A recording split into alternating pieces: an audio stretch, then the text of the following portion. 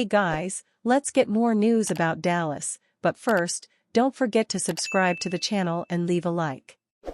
Cowboys news, Micah Parsons in attendance at offseason program, concern for Trayvon Diggs' recovery. Micah Parsons is doing his part early to help the Cowboys establish a new team culture under HC Brian Schottenheimer and DC Matt Eberflus. The rubber officially meets the road for the first time during the Brian Schottenheimer era with the start of voluntary OTAs on Monday, April 14 at the Star in Frisco, and a list of players have already begun filing in, including Micah Parsons. It's notable to mention Parsons' attendance for very obvious reasons, the biggest being his ongoing contract talks and the fact that, as stated, this portion of the off-season training program is indeed voluntary.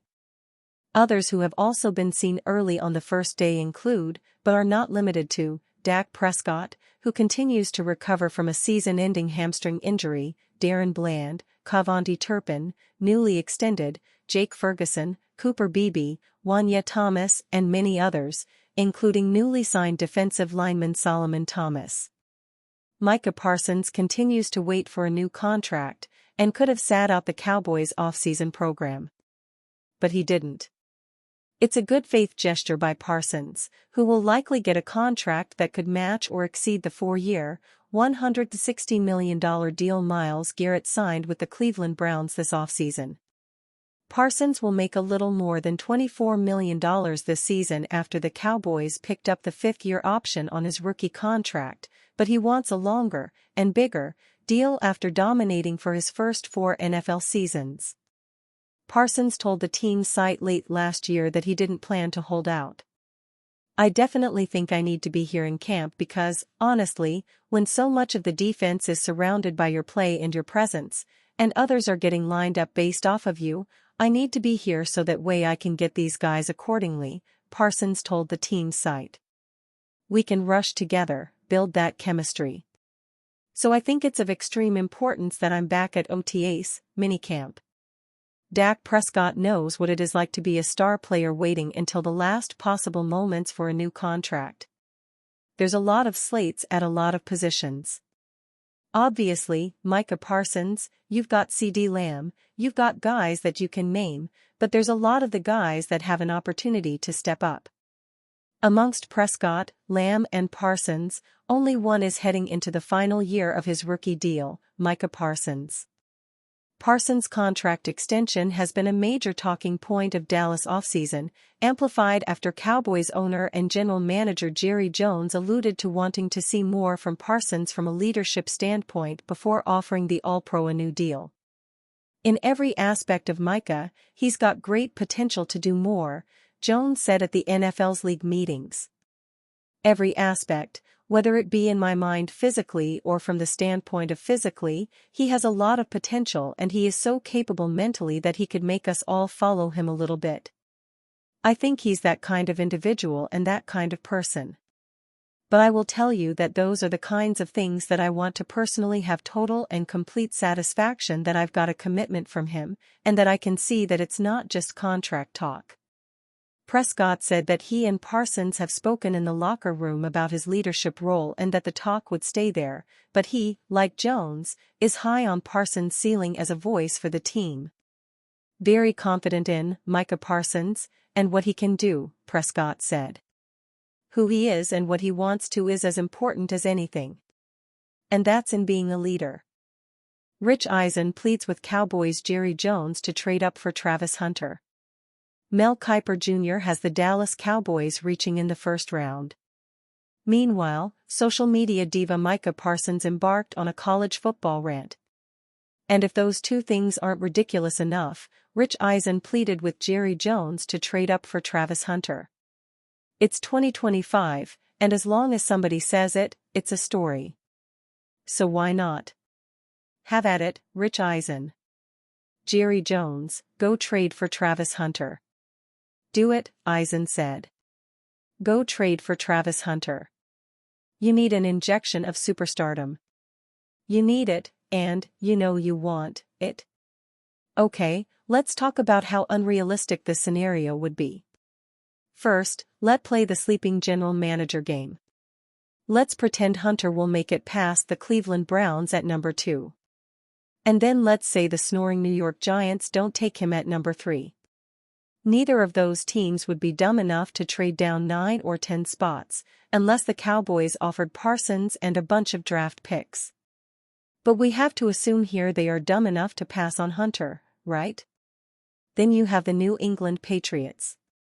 What would the Cowboys have to pony up to get the number 4 pick if the Browns and Giants have an epic fail on draft day? It's mind-boggling. It's not impossible, though, because NFL teams can be downright dumb.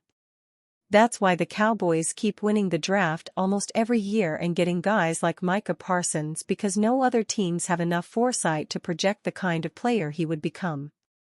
Eisen continued his fantasy with what makes sense is you're paying Dak what you're paying him, and you're paying CD what you're paying him, and you're paying Micah what you have to pay him, Eisen said. You're paying Diggs, and you're paying all the stars of your team. You trade draft capital of the future to get one of the biggest stars to come to this team since Randy Moss wanted to show up. This is what we're talking about here, because it checks every box. Great. Wait, Eisen isn't a Cowboys fan, right? Why does he want them to get Hunter? Maybe it's tongue-in-cheek? Or maybe he thinks the salary imbalance, already overloading the Cowboys, would get worse quickly with Hunter on the books.